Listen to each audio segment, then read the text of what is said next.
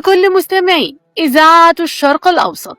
معكم دكتور ياسمين المصري في برنامجنا فتش جواك.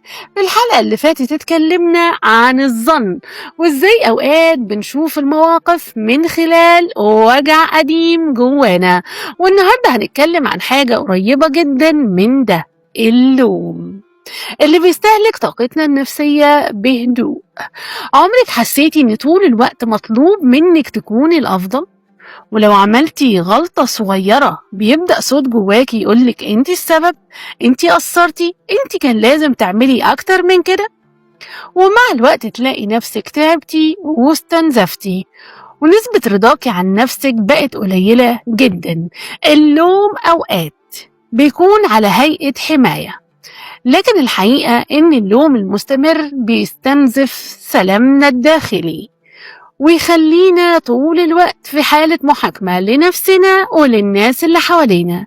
زوجة بتبذل مجهود كبير في بيتها وعلاقتها، لكن أول تعليق سلبي بيخليها تنسى كل اللي عملته.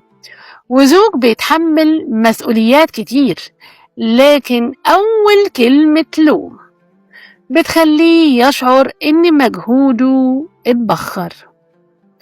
الحقيقة المهمة هنا إننا أوقات بنتعب من اللوم لأن من جوانا منتظرين تقدير أكبر، فبنتعب أكتر وبنساعد وبنصبر وبنبذل مجهود أكتر بكتير من العادي، وجوانا احتياج طبيعي انه اللي بنعمله ده يتشاف ويتقدر.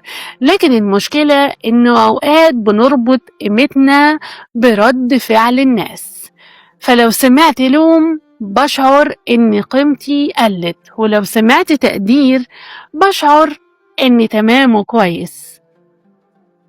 ربنا سبحانه وتعالى بيقول ولقد كرمنا بني آدم، يعني قيمة الإنسان ثابتة في الأصل، والوعي الحقيقي بيساعدنا نفتكر ده بدل ما نعلق قيمتنا على رأي الناس فينا.